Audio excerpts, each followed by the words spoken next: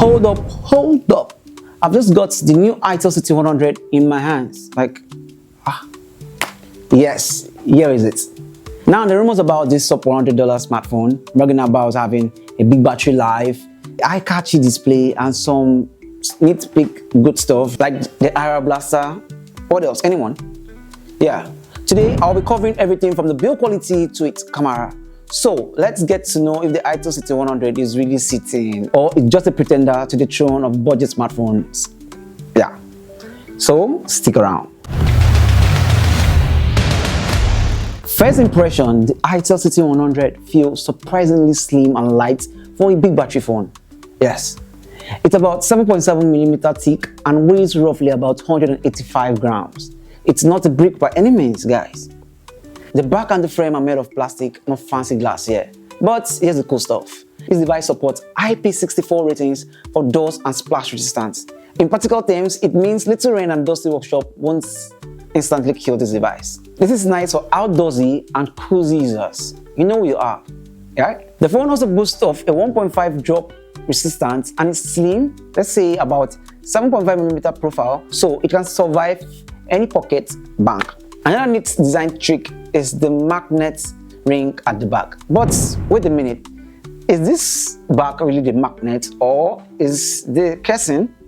Let's find out. It actually means that the casing is the magnet, not the back. So putting on this casing right here on this device, like this, you can actually achieve this. Now, some people might be lucky to have this mini speaker that it comes with, while some might not. I don't know why, but maybe people that get this device on time, they happen to have one, while others that comes late will not. I think this speaker actually comes in handy since this device has a mono speaker and it actually plays surprisingly well. Yes, I actually tried it myself and it sounds nice. Also on the side, the fingerprint scanner that doubles up as a power button, and it is positioned where your thumb naturally rests, and it is speedy enough for one-time tap unlock. All in all, the build is plastic chic with noticeable pluses of water resistant and magnet mount. Now let's talk about the display. The CT100 sports a 6.7-inch IPS LCD at 720 by 1600 HD plus resolution with a 1220:9 aspect ratio. That works out to about 260 ppi. Not pic sharp, but perfectly serviceable for everyday use. The big news here is the 90Hz refresh rate. Scrolling through the user interface and apps feels smooth. And I would say it's actually a nice touch for a budget device. The display also peaks at an impressive 700 nits of brightness. Under direct sunlight, the high brightness helps a lot. Now, how does that stack up with similar phones of the same class?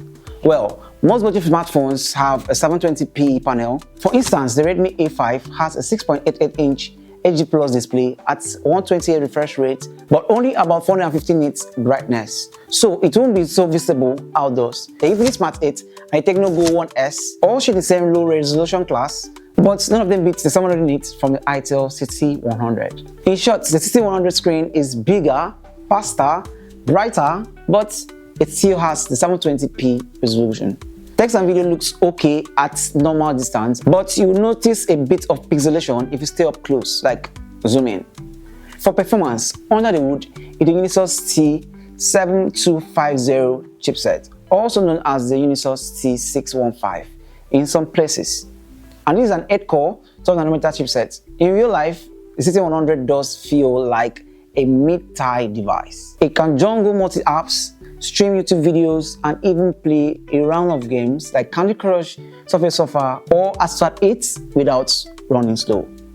Heavy 3D games like PUBG, Genshin Impact, Call of Duty are beyond it. Don't even try max settings because you're simply going to kill the device. But simpler games runs fine. It runs 114 with itel Pure 14.5 OS, which is relatively clean, so you can get clean stock experience. Speaking of 114, the 115 is out already, so I don't know why most budget smartphones still comes out with 114. Please, can you just give us 115 already, or is it so much to ask? I know you guys are doing a great job, but thank you. It also supports virtual RAM expansion up to 24 gig total RAM with the 8 gig of physical RAM. But the one I have here is 4 gig of RAM that can be expanded to 12 gig. And with that, you can keep more apps in the memory.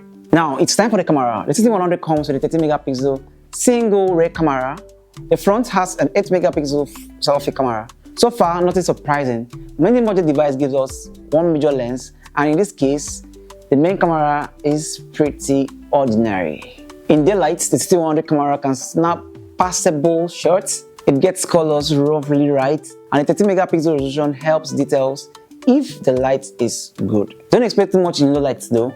The small sensor and the lack of optical stabilization means that you'll notice noise and blurry image here and there. This device supports HDR, panorama, and basic settings, but no advanced mode. If you got the CT100 and you've taken some pictures already, drop your thoughts in the comment section and also judge from the images you're seeing here if you like it or not. Trust me, camera is not the stronghold of this device, so don't criticize it too much. Battery life is one of the major selling points of this device. The CT100 is packed with a 5200 mAh battery. It's a huge one for a device this size. In real life, that means solid 2 days of battery life on a full charge for me. A couple of hours on Netflix, browsing, texting, and it still holds up. Charging is just there for a budget smartphone, and the CT100 supports 18-watt wired charger. In tests, it reaches 50% in roughly 30 minutes and a whole charge in under 2 hours. Not flashy speed, but better than 10-watt charger on most cheap smartphones. And here's a nice bonus: this device supports reverse wired charging. That means you can use this device to juice up another phone. That's surprisingly good for a budget device this size. What do you think, guys? Share your thought with me. Meanwhile, I think it's time for you to smash the subscribe button to support me. What are you doing? Hit that button. Now, here's some extra fun stuff that the itel CT100 comes with that you will not find on any budget device. If you see it, come and tell me, I'm waiting for you. Now, you have the Aero Blaster here that you can use like a remote control to control most of your home appliances like your TV, air condition, and so on. Good enough, I like where it's being placed. Just here at the back. Point, operate, and you're good to go. Also, this device supports IP64 ratings for dust and splash resistance. Don't go swimming with it. Don't say I didn't warn you. So that tomorrow you not say that Marshall said it has water resistance and you go and swim with it today. But it survives splashes and in dusty environment. And the final amazing stuff is the magic ring at the back of the pouch. Yeah. Oh, I forgot to mention, this device also supports some AI features. Yes, it can help you translate some quick documents and assist you in some text. Or under this sub $100 smartphone. Let's talk money. At launch, the CT100 comes in at about $75. In Nigeria, that's roughly about 110,000 to 120,000 naira, depending on the variant you get. You have the 4 GB of RAM, 8 GB of RAM variants. For context, the Tecno Spark Go 1S comes in about the same price, which is $75. The Redmi A5, it's almost the same price, and even this Infinix Smart 8 all coming under sub $100 bracket. So what do you get for your box with the itel CT100? I would say you get nice stuff like the 5200 mAh battery capacity, 90Hz refresh rate, Aero Blaster, and IP64 water and dust resistance. All stands out. Also, you get multiple RAMs option, 4 GB, 6 GB, and 8 GB. And you have up to 256 GB of internal storage, which is generous compared to the Bayback 3 GB, 64 GB on the Spark Go or the Redmi A5. On the downside, you're trading off higher resolution display and camera performance. Ultimately, you get what you pay for. Alright, it's time for the punchline, my final verdict. I do think that the itel CT100 deserves a look at if your priority matches what it offers. For students, first-time smartphone buyers, or anyone in the country looking for a budget smartphone that can run a day-to-day activities, this is your strong pick. However, if sharper display and camera is a strong obsession, then you have to look elsewhere. We have other devices out there that you can check out. So guys, I would say that the CT100 is kind of sitting. So if you enjoyed this video, do give it a like and also share your thoughts in the comment section.